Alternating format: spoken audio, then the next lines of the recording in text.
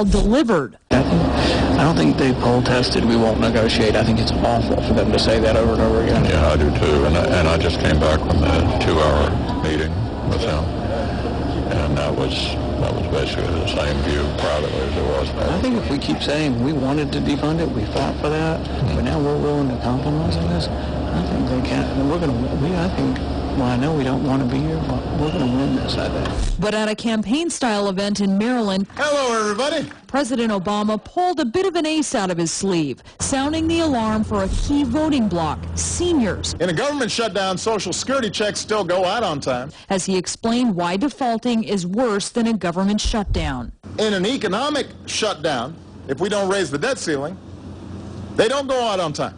He again pressured House Speaker John Boehner to fund the government and drop Obamacare concessions. Call a vote. Put it on the floor and let every individual member of Congress make up their own minds. And they can show the American people, are you for a shutdown or not?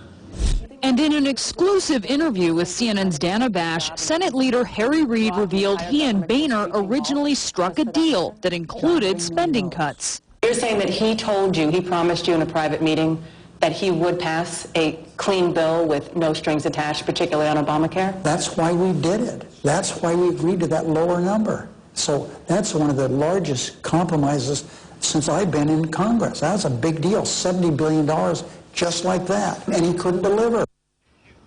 Now, if that is an accurate account, Christy, it sort of shows how House Speaker John Boehner's initial intentions may have been thwarted by this small contingent of more conservative or Tea Party Republicans in his conference. You know, at this point, talking to House Republicans, we're not hearing a whole lot in reaction to this, although privately, I think some Republicans take issue with Reid's characterization of there having been a deal that Boehner reneged on.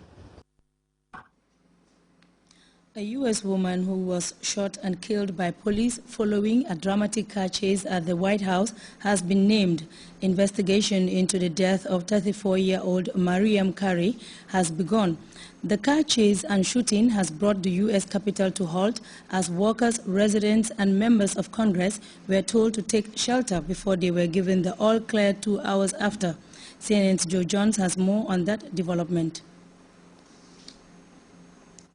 Much of it on cell phone cameras. A broad daylight confrontation with police in Washington.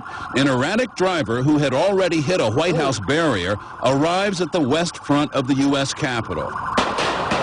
You can hear the shots fired as the driver, with multiple police cars in pursuit, hit speeds of up to 80 miles an hour before it all comes to an end on the Capitol's east side, with more shots fired about a block away from the Supreme Court.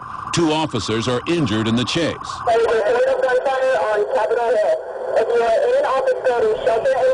And as the public address system sounding at the Capitol complex warns everyone to hunker down, a stunning surprise. The driver police were shooting at and killed was a woman with a small child in the back seat who is unharmed.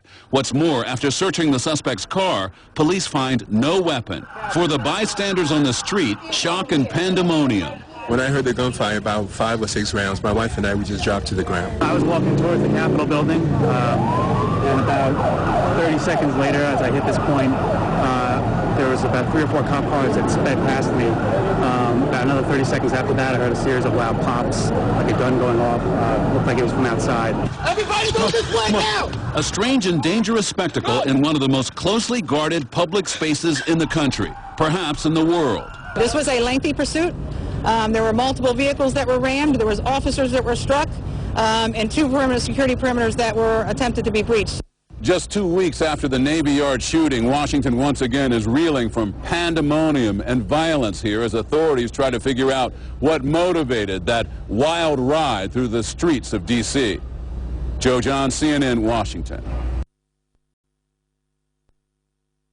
News just coming in. The Gambia government has issued a statement explaining the background and reasons for its decision to opt out of the Commonwealth.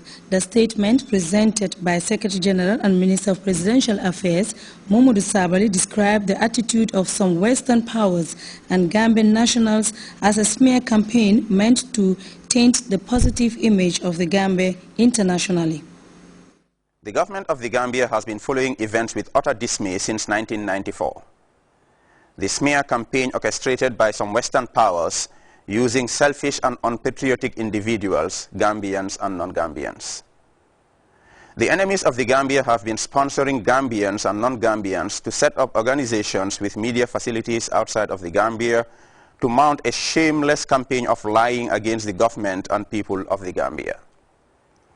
These people and institutions specialize in lying and providing false attestations for would-be asylum seekers, using the main opposition party, UDP, as a platform for such nefarious activities, thereby casting a very bad and negative image of both the government and noble people of the Gambia.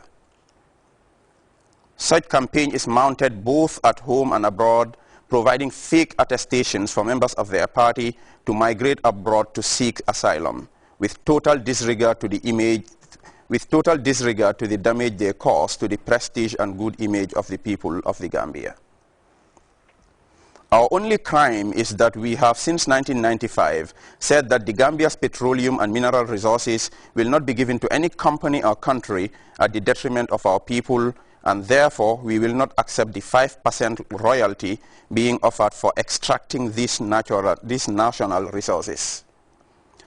It is from then on that two Western countries created and funded the UDP in Atlanta during the Atlanta Olympics, with the belief that the Mandingos form the majority of the Gambian population, and therefore a Mandingo tribal party, the UDP, was going to win the 1996 elections, thereby running the country by the whims and caprices of those Western powers. As Allah the Almighty will never support evil and treachery, this tribal group, disguised as a political party, not only failed to win the election in 1996, but continues to do so till today and will never rule this country. No sane person will believe that this unpatriotic Mandingo group known as the UDP will gain power to help Western powers loot the petroleum and mineral resources of the Gambia. Fabricating lies by involving in treachery and sinister machination against the people of the Gambia will neither work nor succeed, as 99% of the Gambian populace are decent Allah-worshipping Muslims who are always praying for this country and its leadership. The Gambia government stands for three things: the worship of Allah and our total submission to His will, to ensure that the Gambia will never be recolonized in whatever form or manifestation, and the Gambia will never be enslaved again.